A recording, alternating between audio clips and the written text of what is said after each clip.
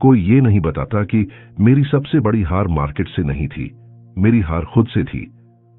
अगर मैं सही हूं तो मैं बार बार एंट्री ले सकता हूं, और यही मेरी सबसे खतरनाक सोच बन गई। आप भी ये सोचते हो ना, अरे अभी तो थोड़ा पुल बैक है, ट्रेंड तो वही है, एक और एंट्री ले लेता हूं, अब नहीं गया तो मिस हो जाएगा। यही वो आवाज है जो ट्रेडर को नहीं, जुआरी को जन्म देती है। शुरुआत में मार्केट ने मुझे जीत दी, एक ट्रेड, फिर दूसरा, फिर तीसरा। हर बार जब मैं बार बार एंट्री लेता और प्राइस मेरी डायरेक्शन में जाता, मेरा कॉन्फिडेंस नहीं, मेरा ईगो बढ़ता था। ओवर ट्रेडिंग सिर्फ ज्यादा ट्रेड लेना नहीं होता। ओवर ट्रेडिंग तब होता है जब आप हर मूवमेंट में मौका ढूंढते हो, जब मार्केट शांत हो फिर भी आप ट्रेड चाहते हो, जब आप एंट्री नहीं कॉन्फर्मेशन ढूंढते हो, जब आप बाहर बैठने से डरते हो, और सबसे खतरनाक, जब आप एक ही आइडिया पर बार बार एंट्री लेते हो। मैं गलत कैसे हो सकता हूं? ये सवाल मैं खुद से कभी पूछता ही नहीं था, क्योंकि मेरे दिमाग में एक झूठ बैठ चुका था। अगर डायरेक्शन सही है तो टाइमिंग मैटर नहीं करती, लेकिन मार्केट टाइमिंग पर ही आपको सबक सिखाता है। मार्केट ईगो नहीं पहचानता, मार्केट आपका एक्सपीरियंस नहीं देखता, मार्केट आपका कॉन्फिडेंस नहीं देखता, मार्केट सिर्फ डिमांड सप्लाई देखता है। और जब मैंने बार बार एंट्री ली, मार्केट ने मुझे नहीं, मेरे घमंड को पनिश किया।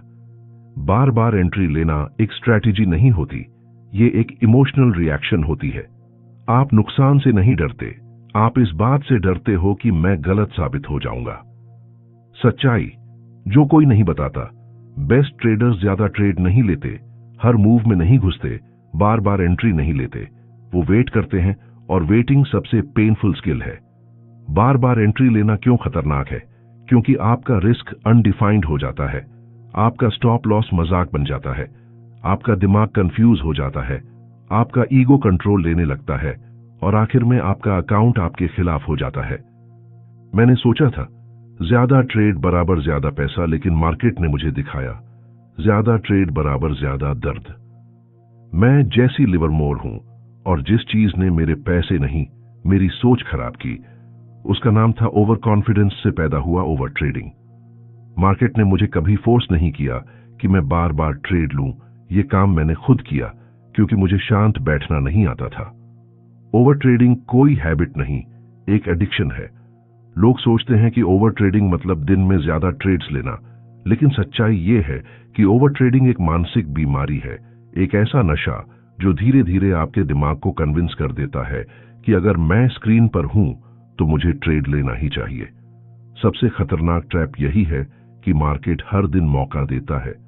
ट्रेडर खुद से कहता है कि मार्केट रोज पैसा देता है, जबकि सच ये है कि मार्केट रोज अपॉर्चुनिटी देता है, पैसा नहीं। पैसा सिर्फ डिसिप्लिन वालों को मिलता है। ओवर ट्रेडिंग इसलिए नहीं होता कि स्ट्रैटेजी खराब है, ओवर ट्रेडिंग इसलिए होता है क्योंकि ट्रेडर खुद को कंट्रोल नहीं कर पाता। और पहली बार खुद से यह सवाल पूछा, क्या मैं सच में ट्रेडर हूं या सिर्फ ट्रेड करने का आदी हूं? सच यही है कि रियल ट्रेडर्स मार्केट से नहीं लड़ते, वो खुद से लड़ते हैं। ओवर ट्रेडिंग ने मेरा पैसा नहीं छीना, उसने मेरी पहचान छीनी। तो अब ध्यान से सुनिए, क्योंकि अब हम उस जगह पर आ गए हैं जहां ज्यादातर ट्रेडर की जर्नी खत्म हो जाती है। अकाउंट नहीं, इंसान टूटता है। लोग सोचते हैं रिवेंज ट्रेडिंग मतलब लॉस के बाद तुरंत ट्रेड लेना, लेकिन नहीं। रिवेंज ट्रेडिंग का मतलब है कि आपका अगला ट्रेड प्रॉफिट के लिए नहीं होता, वो आपके ईगो को साबित करने के लिए होता है। आप पैसा नहीं कमाना चाहते, आप सही साबित होना चाहते हैं, और मार्केट को इससे ज्यादा कुछ पसंद नहीं कि आप इमोशनली इन्वॉल्व हो जाए। मार्केट इमोशन पहचानता नहीं, लेकिन इमोशन को पनिश जरूर करता है। मैं उस दिन को कभी नहीं भूल सकता। मैंने सुबह एक छोटा लॉस लिया, कोई बड़ी बात नहीं थी, लेकिन मैंने उसे एक्सेप्ट नहीं किया। मैं स्क्रीन के सामने बैठा रहा, बार बार चार्ट देखता रहा। हर कैंडल मुझे चैलेंज कर रही थी। क्या यही है तुम्हारा एक्सपीरियंस? क्या इसीलिए तुम यहां तक आए हो? मैं शांत नहीं था, मैं चुप था, और चुप ट्रेडर सबसे खतरनाक होता है। मैंने बिना सेटअप ट्रेड लिया, लॉस हुआ, फिर ट्रेड लिया, लॉस हुआ। अब ये ट्रेड्स मार्केट के खिलाफ नहीं थे, ये ट्रेड्स मेरे अंदर की आवाज के खिलाफ थे। यहां ट्रेडर दो हिस्सों में बंट जाता है, एक कहता है रुक जाओ, दूसरा चिल्लाता है अब नहीं रुके तो सब खत्म हो जाएगा। और ज्यादातर लोग दूसरी आवाज सुनते हैं क्योंकि डर हमेशा ज्यादा तेज बोलता है। अब आप रिस्क नहीं देखते, स्टॉप लॉस नहीं देखते, पोजीशन साइज नहीं देखते। आप सिर्फ एक चीज देखते हैं, बस अकाउंट वापस आ जाए। यहीं पर ट्रेडर नहीं, गैम्बलर ऑन ऑपरेट करता है। मैं उस दिन ट्रेडर नहीं था। मैं मार्केट को पढ़ नहीं रहा था, मैं मार्केट से लड़ रहा था। हर नई एंट्री के साथ मेरे अंदर की फ्रस्ट्रेशन बढ़ती जा रही थी और इसका मतलब था कि फैसले अब दिमाग से नहीं, जख्म से आ रहे थे। मार्केट ने वही किया जो वो हमेशा करता है, वो चुपचाप चलता रहा, ना वार्निंग, ना सेकंड चांस। और जब दिन खत्म हुआ, मेरा अकाउंट नहीं टूटा था, मेरी आत्म छवि टूट चुकी थी। उस रात मैं सो नहीं पाया, लॉस की वजह से नहीं, बल्कि उस सवाल की वजह से जो बार बार दिमाग में घूम रहा था। अगर मैं इतना एक्सपीरियंस होकर खुद को कंट्रोल नहीं कर पाया तो मैं किस पर भरोसा करूं? यही सवाल ट्रेडर को अंदर से तोड़ देता है, क्योंकि अगर आप खुद पर भरोसा नहीं कर सकते तो मार्केट में आप पूरी तरह अकेले हो। रिवेंज ट्रेडिंग का सबसे बड़ा नुकसान पैसे का नहीं होता, वो आपकी आइडेंटिटी तोड़ देता है। आप खुद को ट्रेडर नहीं मान पाते, आप खुद से नजरें नहीं मिला पाते। यही वजह है कि ज्यादातर लोग ट्रेडिंग छोड़ देते हैं। इसलिए नहीं कि मार्केट मुश्किल है, बल्कि इसलिए कि उन्होंने खुद को खो दिया होता है। कि ट्रेडर का असली पतन लॉस से नहीं होता, वो होता है उस एक फैसले से जो सब कुछ बदल देता है। कुछ लॉसेज आपको सिखाते हैं, लेकिन कुछ लॉसेज आपको तोड़ देते हैं। मार्केट को फर्क नहीं पड़ता आप क्या सोचते हो, मार्केट को फर्क पड़ता है आप क्या करते हो। ट्रेडर का असली इम्तिहान लॉस के दौरान नहीं होता, वो उस खामोशी में होता है जो लॉस के बाद आती है। मैंने अपने पुराने ट्रेड्स देखे, विनिंग ट्रेड्स, लूजिंग ट्रेड्स, और एक पैटर्न साफ दिख रहा था। मेरे सबसे अच्छे ट्रेड्स वो थे जहां मैंने कुछ नहीं किया, जहां मैंने वेट किया, जहां मैंने सिर्फ एक एंट्री ली, जहां मैंने प्लान फॉलो किया। और मेरे सबसे खराब ट्रेड्स वो थे जहां मैंने खुद को साबित करने की कोशिश की, जहां मैंने बार बार एंट्री ली। यही मुझे समझ आया, प्रॉब्लम मेरी एनालिसिस नहीं थी, प्रॉब्लम मेरी इंपेशेंस थी। ट्रेडिंग में कोई आपको ये नहीं सिखाता कि कैसे वेट किया जाए। हर किताब बताती है एंट्री कहां लेनी है, लेकिन ये नहीं बताती कि कब नहीं लेनी है। मार्केट में सबसे ज्यादा पैसा वहीं बनता है जहां आप कुछ नहीं करते। वेटिंग बोरिंग होती है, अनकंफर्टेबल होती है, और इसी वजह से 90% लोग कभी ग्रेट ट्रेडर नहीं बनते। मैंने खुद से वादा किया, अगली बार मैं मार्केट को प्रूव नहीं करूंगा कि मैं सही हूं, मैं खुद को प्रूव करूंगा कि मैं डिसिप्लिन्ड हूं। प्रॉफिट नहीं, प्रोसेस मेरी जीत होगी। ये सोच एक दिन में नहीं आई, ये सोच डर, शर्म और आत्मग्लानि से होकर आई। लेकिन यही सोच मुझे बचाने वाली थी।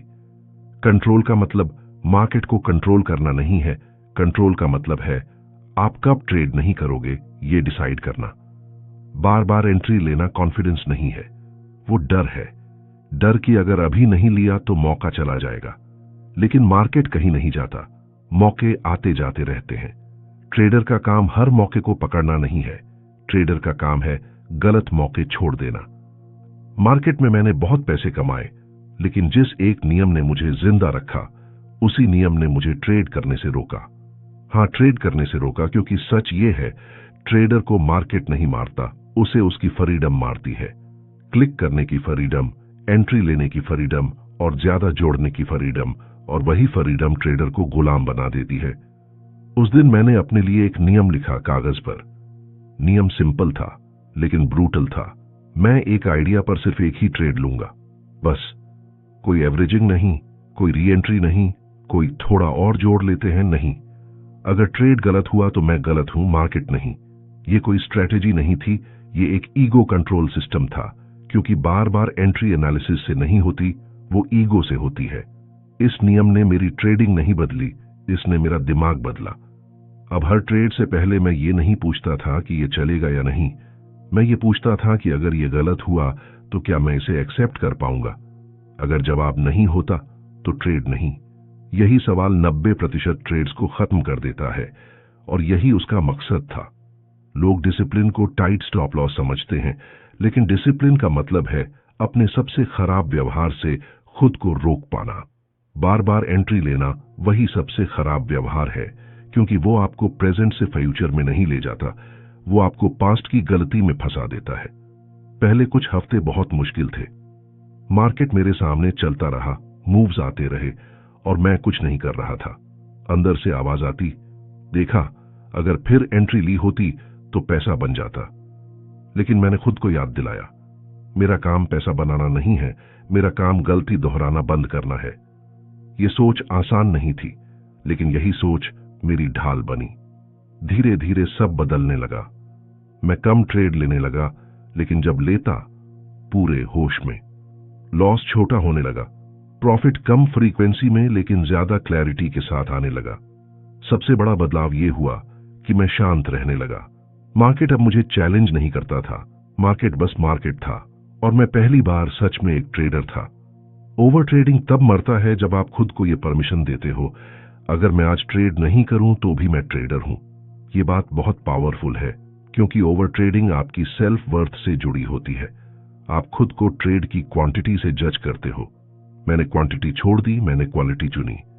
कंट्रोल तब वापस आया जब मैंने ये मान लिया कि हर दिन ट्रेडिंग का दिन नहीं होता, हर मूव मेरा मूव नहीं होता।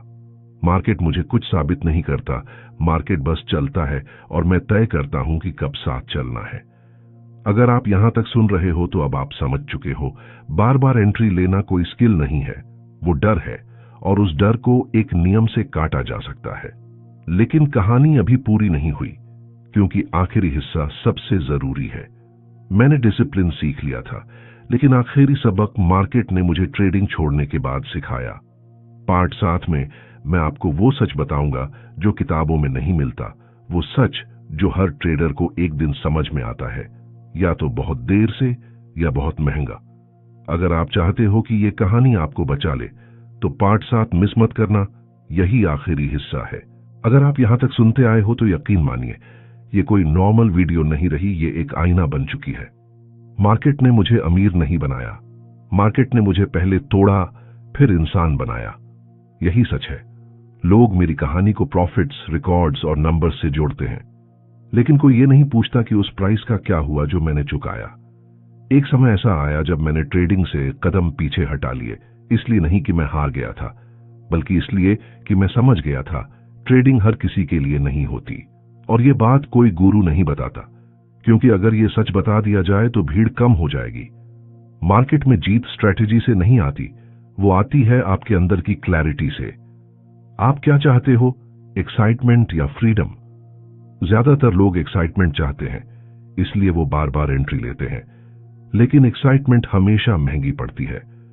ट्रेडिंग का असली दुश्मन मार्केट नहीं है, ट्रेडिंग का असली दुश्मन है आपका ईगो, आपका डर, आपकी इंपेशेंस। मार्केट तो बस आपको दिखाता है कि आप अंदर से कौन हो। बार बार एंट्री लेना कॉन्फिडेंस नहीं होता, वो एक चीख होती है, मुझे अभी चाहिए। और मार्केट अभी पर नहीं चलता, मार्केट पेशेंस पर चलता है।